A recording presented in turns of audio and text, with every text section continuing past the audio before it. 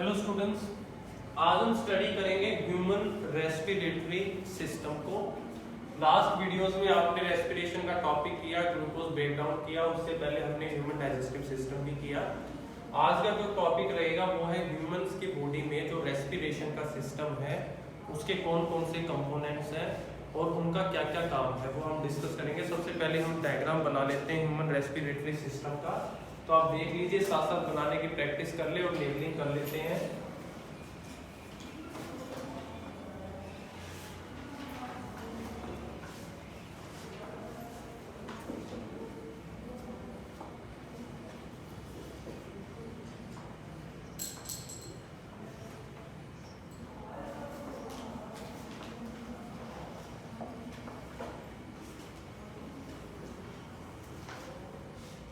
Diagram बहुत important role play करते हैं इस चैप्टर में, खासकर जिसमें आपको मोस्टली सारी चीजें डायग्राम की हेल्प से ही समझानी है।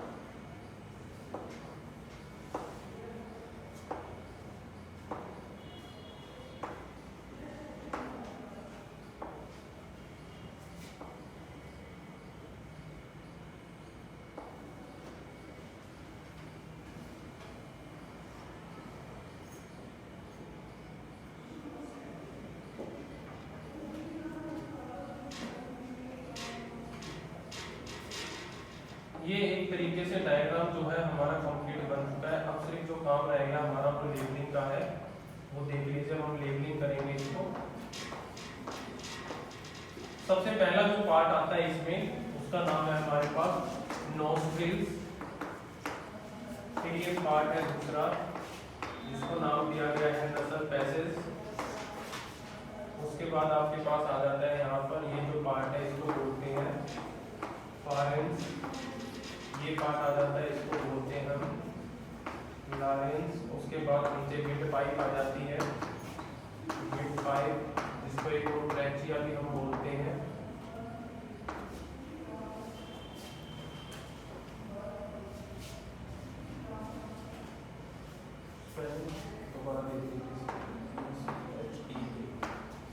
उसके बाद ये है रिब्स, ये है लंग्स हमारे पास। ये जो पार्ट है यहाँ से इसको हम बोलते हैं ब्रोंची। इन फर्दर पार्ट्स को बोला जाता है ब्रोंचियोल्स। ये है आपके पास डायाफ्राम की लेयर, और ये आपके पास है यहाँ पर एल्वियोली। एल्वियोली कई बार इतने छोटे हैं साइज में कि हम इनको अच्छे से एक्सप्लेन नहीं कर पाते, इसलिए इसका एक सेपरेट डायग्राम हम बना देते हैं कई बार।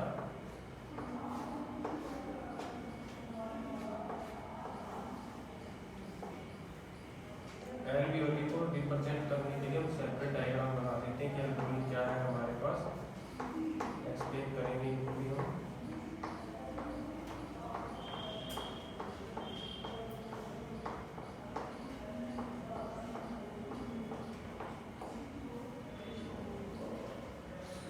अब देखिए बोर्ड पर गए, डायग्राम कंप्लीट हो चुका है, लेबलिंग कंप्लीट हो चुकी है। 1 2 3 4 5 6 7 8 9 10 11 टोटल 11 हमारे पास लेबलिंग है। एक एक को हम डिस्कस करने वाले हैं। जिसको मैं पहले डिस्कस करूंगा तो आपको ये चीज याद रखनी है कि वो इस प्रोसेस में पहले नंबर पे आता है, तो जो आप लेबलिंग दोगे वो उसी के अकॉर्डिंग दोगे। तो ये हमारे पास ह्यूमन रेस्पिरेटरी सिस्टम है। डायग्राम जो है साफ आपको क्लियर बोर्ड पे दिखाई दे रहा है।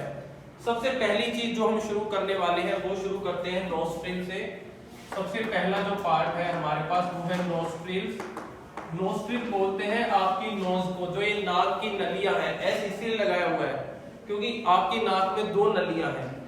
ऐसा लगता है जब चीजें एक से ज्यादा होती हैं, पता है आपको इस चीज का, तो हमने इसको नोस्ट्रिल की जगह नोस्ट्रिल्स बोला हुआ है, जिसको आप श्वास नली बोलते हो। 2 आपके पास है।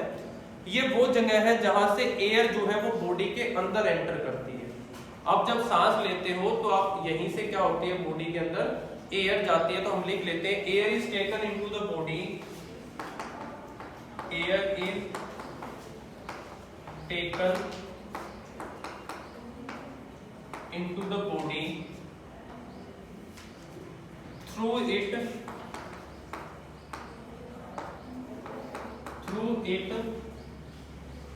filter through it which is filtered by small hair present in it। देखिए पहला पार्ट, ये वो पार्ट है आपके रेस्पिरेटरी सिस्टम का जहां से हवा आपके अंदर एंटर करती है, सांस आप लेते हो, एयर एंटर करती है। और आपको पता है नोस्ट्रिल्स में, नाक के अंदर छोटे छोटे बाल होते हैं जिनका काम होता है एयर को फिल्टर करना। कैसे? आप जरूरी नहीं कि जो भी सांस आप ले रहे हो हमेशा एक क्लीन एयर ही आपके अंदर आ रही है। कहीं धूल मिट्टी है तो आप सांस लेना बंद नहीं करते, वहां भी सांस ले रहे हो। पॉल्यूटेड एरिया में गए हो तो वहां भी सांस ले रहे हो। तो वहां क्या होता है, एयर के साथ डस्ट पार्टिकल आपकी नाक के अंदर एंटर कर जाते हैं। अगर वो सीधा आपकी नाक के अंदर चले गए, आपके फेफड़ों में चले गए, तो फेफड़े जल्दी ही खराब हो जाएंगे। इसलिए उनको रोकने के लिए नोस्ट्रिल के अंदर छोटे छोटे हेयर्स हैं जो उनको रोकने का काम करते हैं। वो डस्ट पार्टिकल को रोक लेते हैं, और जब डस्ट पार्टिकल रोक लिए जाते हैं तो आप नोटिस करते हो 4, 5, 6 दिन के बाद आपकी नाक में कुछ जमा हो जाता है, जिसको आप फिर फिंगर्स की हेल्प से बाहर निकाल देते हो। तो आपने कभी ये नहीं सोचा कि जो चीज आप बाहर निकाल रहे हो ये हर बार कहां से आ जाती है? आज बाहर निकाल दिया, नाक साफ कर दी, हफ्ते 10 दिन के बाद फिर वो जमा हो जाता है। तो वो यही डस्ट पार्टिकल है जो आपकी जो नोज है उसमें जमा होते रहते हैं। जो लोग बहुत साफ एरिया में रहते हैं, साफ एयर जिनके अंदर इनहेल होती है, उनमें ये अमाउंट कम जमा होता है नाक के अंदर उस डस्ट पार्टिकल्स के कलेक्शन का। अदरवाइज जो रहते हैं डस्टी एरिया में, पॉल्यूटेड एरिया में, फैक्ट्री एरिया में, इंडस्ट्रियलाइजेशन एरिया के आसपास, वहां पर नाक के अंदर जो मटेरियल आपका वेस्ट जमा होता है वो बहुत जल्दी जल्दी और ज्यादा जमा होता रहता है, क्योंकि हेयर्स का काम है कि वो डस्ट को अंदर ना जाने दे।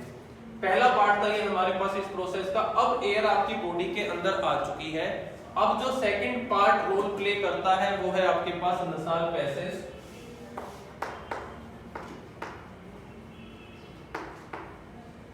देखिए इसका काम क्या है, इसको बॉडी का एयर कंडीशनर बोला जाता है, एसी बोला जाता है। क्यों? पहले लिख लेते हैं, इट इज रिस्पॉन्सिबल फॉर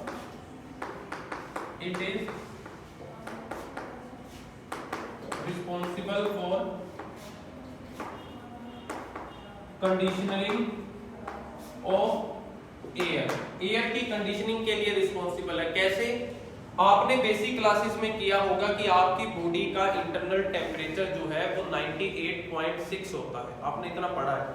जब आपने ये पढ़ा था, क्या वहां पे ये लिखा हुआ था साथ में कि गर्मियों में इतना होता है, सर्दियों में इतना होता है, या पतझड़ या बारिश में? नहीं, वहां आपको एक ही वैल्यू दी गई थी। तो इसका मीनिंग ये है कि मौसम चाहे कुछ भी हो, आपकी जो वैल्यू रहती है इंटरनल टेम्परेचर की वो क्या रहती है? सेम।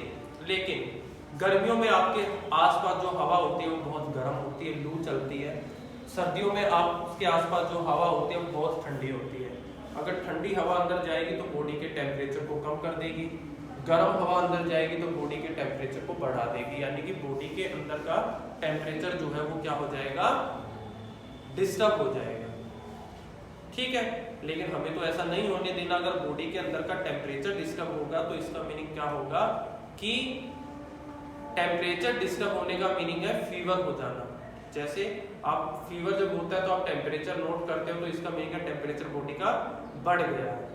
कम होना भी प्रॉब्लम है, वो भी एक काइंड ऑफ फीवर ही है हमारे पास कि टेम्परेचर डाउन हो गया आपका। तो ऐसा ना हो, हमारी बॉडी में एक क्या है? नसाल पैसेज है। वो क्या करता है, जैसे ही यहाँ से एयर अंदर आई है, इस एरिया में उस एयर को उसके अनुसार कर देता है जो आपकी बॉडी को अंदर चाहिए। ठंडी आ रही है तो उसको थोड़ा सा नॉर्मल कर देता है, और अगर ज्यादा गर्म आ रही है तो उसको थोड़ा सा ठंडा कर देता है, ताकि बॉडी के अंदर की चीजें डिस्टर्ब ना हो। इसलिए हमने इसको क्या बोला कि कंडीशनिंग ऑफ एयर का काम करता है। ये एयर कंडीशनर है हमारा। तीसरा पार्ट हमारे पास आता है फारेंस। ये एक मैसेंजर है। मैसेंजर का मीनिंग है जो जस्ट चीजों को आगे पास करता है।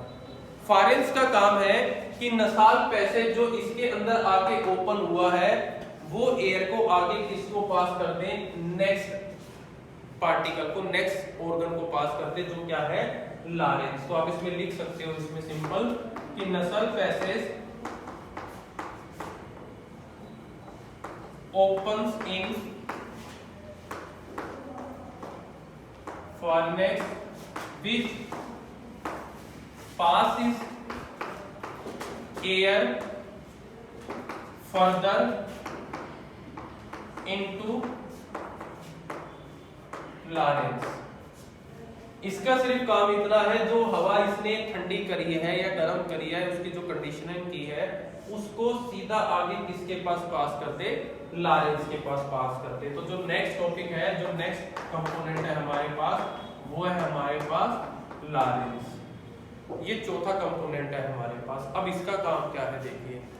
बेसिक इसका जो काम है मैं आपको बता देता हूँ। इसको वॉइस बॉक्स भी बोला जाता है, साउंड बॉक्स भी बोला जाता है। आपकी गर्दन में जो है बाहर की तरफ हड्डी निकली हुई है, इसको बोलते हैं लारेंस। इसी की वजह से हम बोल पाते हैं, वो है इसका एक इंपॉर्टेंट फंक्शन। उसके अलावा ये नेक के अंदर है, और इसका जो दूसरा काम है वो ये है कि इसके बाद से विंड पाइप, जहां से हवा अंदर जाती है, वो पाइप शुरू हो जाती है। ये उसको एक तरीके से प्रोटेक्ट भी करता है, उसको डैमेज होने से भी बचाता है। तो दो काम है इसके, हम लिख लेते हैं। It protect wind pipe, it protect wind pipe, और उसके बाद ये भी लिख सकते हैं इट ऑल्सो प्रोड्यूस साउंड। और ये इसके साथ क्या प्रोड्यूस करता है, साउंड भी प्रोड्यूस करता है। हम बोल भी इसी की वजह से पाते हैं। तो 1 2 3 4 चार पार्ट हमने डिस्कस कर लिए। उसी रो में पांचवा पार्ट है हमारे पास क्या, विंड पाइप, या जिसको हम ट्रैकिया बोलते हैं। तो हेडिंग डाल लेते हैं विंड पाइप की।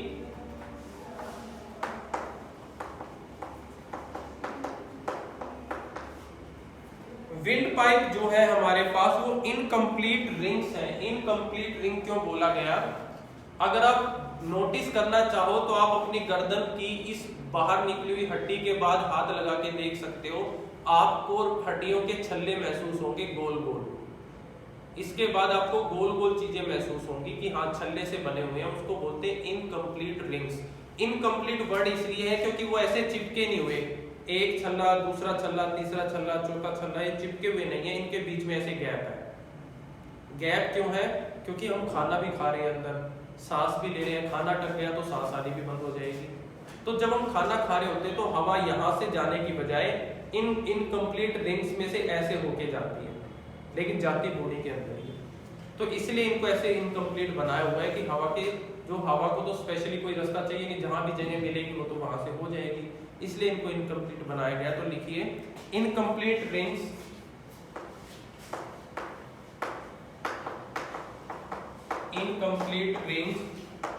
Keep trachea open. Incomplete ring trachea को एक तरीके से ओपन रखती है, जो अलो करती है एयर को, which allow air to pass to lungs, जो एयर को अलो करती है कि वो आगे कहां चली जाए, लंग्स के पास चली जाए। अब देखिए 5 टॉपिक हमने कर लिए।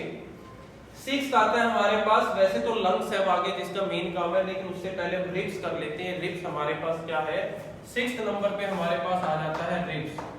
रिब्स बोलते हैं हड्डियों के पिंजरे को, वो पिंजरा जिसमें आपके गुर्दे यानी कि लंग्स और आपका दिल यानी कि हार्ट सेफ रखा हुआ है। ये पिंजरा है आपकी चेस्ट का। आप यहाँ पे आराम से हाथ लगा के महसूस कर सकते हैं कि हड्डियां हैं यहाँ पर। 12 इस तरफ और 12 इस तरफ, 12 बोन्स ईच साइड। एक हड्डियों का पिंजरा है जो लंग्स को और हार्ट को सेफ रखता है, ताकि किसी प्रेशर में आके उन चीजों पे कोई इफेक्ट ना पड़े, इन हड्डियों पे ही प्रेशर रहे। इसलिए ये रिब्स जो है हमारे लिए बहुत इंपॉर्टेंट है। क्या लिखेंगे इनमें, these are 12 pairs of bones, these are 12 pairs of bones, these are 12 pairs of bones जो दोनों तरफ जो है आपके that form a cage, that form a cage, जो पिंजरा बना लेते हैं। केस का मीनिंग है दोनों तरफ क्या बना लेते हैं, वो पिंजरा बना लेते हैं। इन विच हार्ट एंड लंग्स दोनों के दोनों क्या रहे, प्रोटेक्टेड रहे, आर सेफली प्लेस्ड। तो जो पिंजरा है हमारी चेस्ट में, इसका मेन पर्पज है लंग्स को और हार्ट को क्या रखने का, सेफ रखने का। ये हम अभी तक सिर्फ हमने जो 6 पार्ट डिस्कस किए हैं, अभी तक हम रेस्पिरेटरी पार्ट पे नहीं पहुंचे, जो मेन पार्ट है जहां रेस्पिरेशन होता है। हमने सिर्फ अभी तक उसके पहले वाले कंपोनेंट पढ़े हैं। अब जो कंपोनेंट आता है लंग्स, ये वैसा ही है जैसे डाइजेशन सिस्टम में मेन पार्ट कौन सा था हमारा, स्मॉल इंटेस्टाइन, जहां एक्चुअल में डाइजेशन होता था। तो जहां एक्चुअल में ब्रीथिंग एक्सचेंज होती है, गैसेस एक्सचेंज होती है, वो पार्ट हमारे पास क्या है, लंग्स है। तो नेक्स्ट पार्ट जो हम करने जा रहे हैं वो है हमारे पास लंग। सबसे इंपॉर्टेंट पार्ट, सारी प्रोसेस जो है वो इसी से होती है, इसी के लिए इतने सारे पार्ट हमने डिस्कस किए हैं, इसी से रिलेटेड सारे इसी के लिए ही काम करते हैं। तो जो 6th नंबर पे है हमारे पास वो है लंग्स। प्राइमरी ऑर्गन है रेस्पिरेटरी सिस्टम का, दोनों साइड में है आपकी चेस्ट के अंदर। ऑक्सीजन अंदर लेना और CO2 को बाहर छोड़ना, ये जो एक्सचेंज का काम है ये कौन करता है, लंग्स करता है। कैसे, जब ऑक्सीजन अंदर लेते हैं तो लंग्स उस ऑक्सीजन को हार्ट को दे देता है, हार्ट उसे ब्लड में मिक्स कर देता है और पूरी बॉडी में पहुंचा देता है। फिर ब्लड जब वापस आता है तो CO2 लेके आता है, हार्ट वो CO2 निकाल के लंग्स को दे देता है, लंग्स उसको बाहर कर देता है। ऑक्सीजन अंदर ले ली, CO2 बाहर कर दी, यही तो है हमारे पास मेन ब्रीथिंग प्रोसेस। तो उसमें कौन रोल प्ले करता है, लंग्स। तो लिख लीजिए, these are the primary organs, these are the primary organs, ये प्राइमरी ऑर्गन्स हैं फॉर रेस्पिरेटरी सिस्टम। ये प्राइमरी ऑर्गन है, इसके बिना जितने भी पार्ट हमें दे रखे हैं उनका कोई यूज नहीं है अगर ये नहीं होगा। Which located on both side of heart, which located on both side of heart, जो हार्ट की दोनों तरफ पाए जाते हैं। हार्ट सेंटर में होता है आपका, यहाँ नहीं होता फिल्मों की तरह, वो सेंटर में होता है और उसके दोनों तरफ जो है हमारे पास क्या है, लंग्स होती हैं। उसके अलावा इसका काम जो है वो है कि they transport oxygen from atmosphere, they transport oxygen from atmosphere. ये एटमॉस्फेयर से ऑक्सीजन को ट्रांसफॉर्म करते हैं बॉडी के अंदर और बॉडी की CO2 को बाहर भेज देते हैं। They transport oxygen from atmosphere to body and gives out CO2 from body to outside, body से CO2 को बाहर भेज देते हैं। ये काम है हमारे पास किसका, लंग्स का। जो नेक्स्ट पार्ट हम करेंगे 7 नंबर पे वो है ब्रोंची। ये क्या देखिए, ये जो व्हाइट पाइप ऊपर से आ रही थी, विंड पाइप जो ऊपर से आ रही थी, वो इस पॉइंट पर आने के बाद 2 पार्ट्स में टूट जाती है, एक लेफ्ट और एक राइट साइड में आ जाता है हमारे पास। अब ये जो 2 पार्ट में टूटी है, इन्हीं 2 पार्टों को, मेन को, इधर और इधर को हम क्या बोलते हैं, ब्रोंची बोलते हैं। Trachea divide into 2 section, trachea divide into 2 section. ये जो ट्रैकिया विंड पाइप थी 2 सेक्शनों में टूट जाती है, सेक्शन और ट्यूब्स, ट्यूब्स भी बोल सकते हो, सेक्शन भी बोल सकते हो। इन्हें हम क्या कहते हैं, इन्हें बोलते हैं ब्रोंची। जो क्या काम करती हैं, जो फर्दर किनके साथ जुड़ी हुई है, 2 पाइपें जब टूट गई तो फिर ये किनके साथ जुड़ गई, लंग्स के साथ जुड़ गई। यही 2 पाइपें हैं जो फर्दर, एक इसका हिस्सा राइट साइड वाले लंग्स में चला जाता है, एक हिस्सा लेफ्ट साइड वाले लंग्स में चला जाता है। Trachea divided into 2 section of tubes which extends to lungs, जिनको आगे लंग्स तक जोड़ा गया है। ये हमारे पास क्या है, ब्रोंची। लेकिन आप अगर ध्यान से देखो, इन ब्रोंचियों को बाद में फिर ट्यूब्स में तोड़ा गया है, आगे फिर ये अलग अलग ट्यूब्स बन रही हैं, उनको हम क्या नाम देते हैं, ब्रोंचियोल्स। तो नेक्स्ट पार्ट जो है हमारे पास वो क्या है, ब्रोंचियोल्स। जब ब्रोंची आगे बड़ी सारी ट्यूब्स में टूट जाती हैं तो उन ट्यूब को हम क्या बोलते हैं, ब्रोंचियोल्स बोलते हैं। ब्रोंची सब डिवाइड इनटू, ब्रोंची सब divides into large number of small tubes which further terminate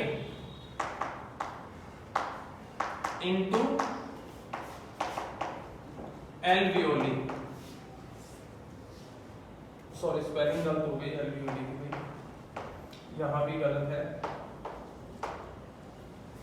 अब ये जो ब्रोंची जो यहाँ पर दो पार्ट में टूटी थी, वो आगे बड़ी सारी ट्यूब्स में टूट जाती है और उन बड़ी सारी ट्यूब्स को ब्रोंचिल्स बोलते हैं। ये ब्रोंची फर्दर कहाँ जाके जुड़ती है, ये ब्रोंची फर्दर जुड़ती है एल्वियोली से। एल्वियोली लास्ट पार्ट है इसका। जो छोटी छोटे आपको ये 6 जैसी फिगर दिखाई दे रही है, जिसको बाद में हमने बड़ा बनाया है, ये है एल्वियोली। पहले 2 ट्यूब हुई, 2 की बड़ी सारी ट्यूब बनी और बड़ी सारी ट्यूब लास्ट में किससे जुड़ी हुई है, एल्वियोली से। और एल्वियोली को बोलते हैं बैलून लाइक स्ट्रक्चर। तो ब्रोंचियोल्स क्या है, ब्रोंचियोल्स ब्रोंची की छोटी छोटी बड़ी सारी ट्यूब है जो फर्दर किसमें खत्म हो जाती है, जाके एल्वियोली में। तो 9th पार्ट हमारे पास आ जाता है यहाँ पर। कोई पार्ट हमने छोड़ तो नहीं दिया? अगर हमने कोई पार्ट नहीं छोड़ा तो इसका मीनिंग ये है कि हमारी नंबरिंग गलत चल रही है।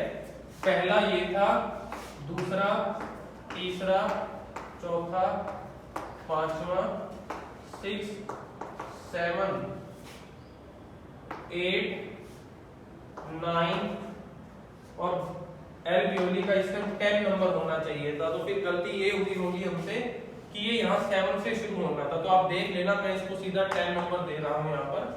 अब हम लास्ट पॉइंट पे हैं, ये है alveoli. These are balloon like structure. ये बैलून लाइक स्ट्रक्चर है हमारे पास, गुब्बारे जैसे होते हैं। जब हम सांस लेते हैं तो हम क्या देखते हैं, हमारी छाती फूल जाती है, क्योंकि वो सारी हवा इनके अंदर भर जाती है और ये बैलून जो है वो फूल जाते हैं। सरफेस एरिया चेस्ट का बढ़ जाता है। जब आप सांस छोड़ते हो तो चेस्ट नॉर्मल हो जाती है, सरफेस एरिया कम हो जाता है, क्योंकि इसमें से हवा बाहर निकल जाती है।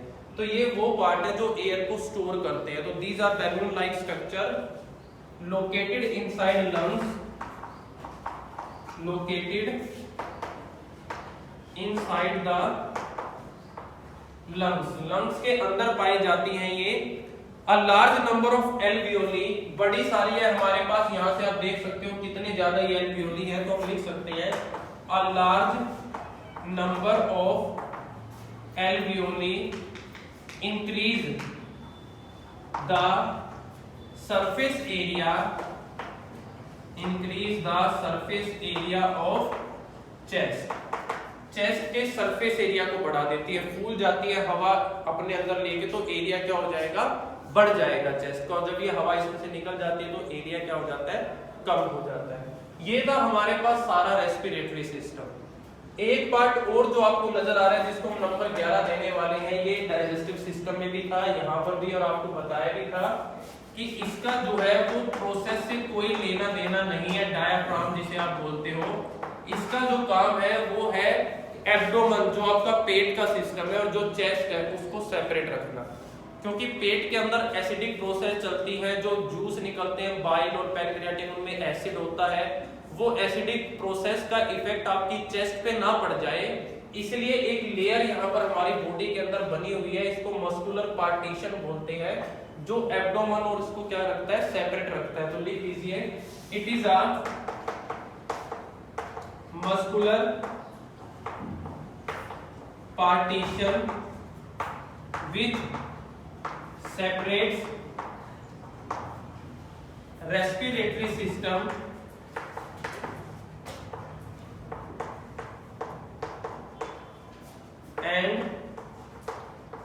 एब्डोमन, एब्डोमन बोल देते हैं आपके इस सारे चीज को, जो आप पेट बोलते हो जिसको, इस सारे को हम क्या बोल देते हैं, एब्डोमन बोल देते हैं। हम ये भी लिख सकते हैं it protect chest bye acid action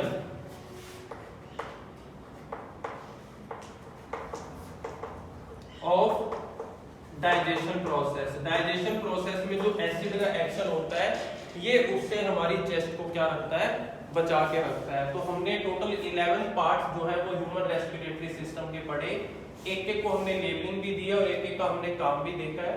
तो क्वेश्चन जैसे आपने ह्यूमन डाइजेस्टिव सिस्टम किया था ऐसे ही ह्यूमन रेस्पिरेटरी सिस्टम भी उतना ही इंपॉर्टेंट है। आपने इसको नोट करके कम से कम 2 से 3 बार रिवाइज जरूर करना।